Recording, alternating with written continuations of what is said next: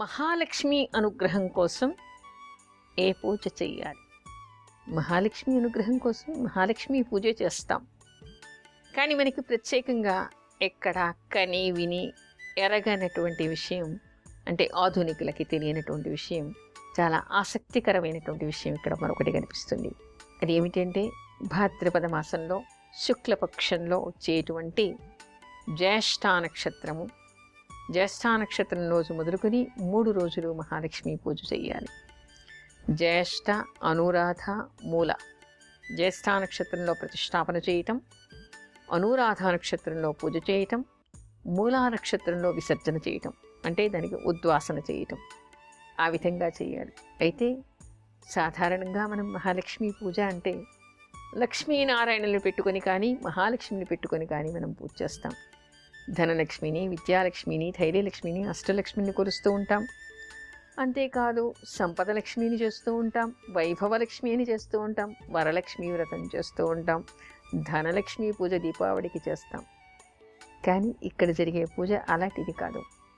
ఇక్కడ ఉండేటువంటి ప్రత్యేకత ఏమిటంటే ఆవిడ సోదరితో కలిసి ఈవిడ పూజలు పొందుతుంది. ఆవిడ సోదరి ఎవరు? క్షీరసాగర మథనంలో మొట్టమొదటిగా వచ్చినటువంటిది జ్యేష్ఠాదేవి. మొట్టమొదటిగా అంటే లక్ష్మీదేవి కంటే ముందుగా వచ్చినటువంటిది జ్యేష్ఠాదేవి. ఆ తర్వాత వచ్చినటువంటిది లక్ష్మీదేవి, ఆ తర్వాత చంద్రుడు. అంటే ఇక్కడ చంద్ర సహోదరి అని మహాలక్ష్మికి పేరు. అదేవిధంగా జ్యేష్ఠాదేవికి చెల్లెలు, పెద్దమ్మవారు, పెద్దక్క, పెద్ద తల్లి అని కూడా ఆవిడని అంటూ ఉంటారు. ఆ జ్యేష్ఠాదేవి కూడా అందులోనే ఉద్భవించిందిట. అయితే ఇక్కడ జ్యేష్ఠాదేవికి మనం ఎప్పుడు కూడా పూజలు చెయ్యం. జ్యేష్ఠాదేవి ఎక్కడ ఉంటుంది? ఎక్కడ దరిద్రం ఉంటుందో ఎక్కడ ఆవిడ ఉంటుందో అక్కడ దరిద్రం ఉంటుంది. ఎక్కడ అశుచిగా ఉంటుందో, ఎక్కడ అబద్ధాలు ఉంటాయో, ఎక్కడ చేయకూడని జారత్వం, చోరత్వం జరుగుతూ ఉంటుందో, ఎక్కడ అవినీతి జరుగుతూ ఉంటుందో, ఎక్కడ అధర్మం ఉంటుందో, ఎక్కడ కొట్లాటలు ఉంటాయో, ఎక్కడ హింస జరుగుతుందో, ఎక్కడ కరి ప్రభావం ఉంటుందో అక్కడ ఆవిడ ప్రత్యక్షంగా ఉంటుందిట. అయితే ఆవిడ ఆ ఇంటి నుంచి వెళ్ళిపోవాలంటే ఏం చెయ్యాలి అంటే ఈ జ్యేష్ఠ మాసంలో వచ్చినటువంటి జ్యేష్ఠ నక్షత్రం, జ్యేష్ఠ నక్షత్రం రోజు కలశ స్థాపన చేయాలిట. 2 బొమ్మల్ని తయారు చేయాలి. ఒకటి మహాలక్ష్మీదేవి చిన్నగా ఉంటుంది, పెద్దగా ఉండేటువంటిది జ్యేష్ఠాదేవి. 2 కలశాలు పెట్టి 2 కలశాల మీద ఈ విగ్రహాన్ని పెట్టి ఆవాహన చేసి పూజ చేయాలి. గణపతి నవరాత్రుల్లోనే ఇవి వస్తాయి. గణపతి నవరాత్రుల్లో వచ్చిన అనురాధ నక్షత్రం రోజు ప్రతిష్టాపన చేయాలి, కలశస్థాపన చేయాలి. జ్యేష్ఠ నక్షత్రం రోజు పూజ చేయాలి, మూలా నక్షత్రం రోజు ఉద్వాసన చేయాలి. ఆ విధంగా ప్రతి సంవత్సరం ఎవరు జ్యేష్ఠ లక్ష్ములకి పూజ చేస్తారో ఆ ఇంట్లో లక్ష్మీదేవి స్థిర నివాసం ఉంటుందిట. ఆ ఇంటి నుంచి జ్యేష్ఠాదేవి వెళ్ళిపోతుందిట. ఎందుకంటే లక్ష్మీదేవికి ఇక్కడ పూజ జరిగింది కదా, పరిశుభ్రత ఉంది కదా, గణపతి పూజ చేశారు, విధి విధాయకంగా పూజ చేస్తూ ఉన్నారు, ధర్మంగా ఉన్నారు. ఆ ఇంటి నుంచి జ్యేష్ఠాదేవి వెళ్ళిపోతుందిట. జ్యేష్ఠాదేవి వెళ్ళిపోతే అంతా ఐశ్వర్యప్రదంగా ఉంటుంది. అమ్మా, అలాంటి వాళ్ళది నిజమైన ప్రేమ కాదు, అది వ్యామోహం. ఎగ్జాక్ట్లీ చిన్నత్త, నిజంగా ప్రేమించుకున్న వాళ్ళు అలా చేయరు. ఎంత మనసు విరిగిపోతే కన్న కూతుర్ని పట్టుకొని మా దృష్టిలో చచ్చిపోయా ఉంటుందా తల్లి?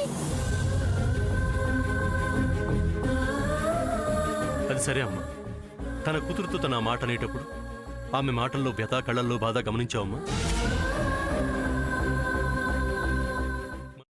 పెద్దబాబుకు బర్త్డే విషెస్ చెప్పు కూడా వెళ్ళాం కదా.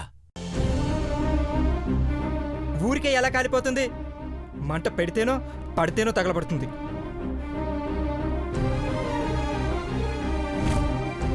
కరెక్ట్ చిన్నబాబు, నీకొచ్చినట్టే నాకు డౌట్ వచ్చింది. పార్వతే షర్టును తగలబెట్టిందనుకుంటా.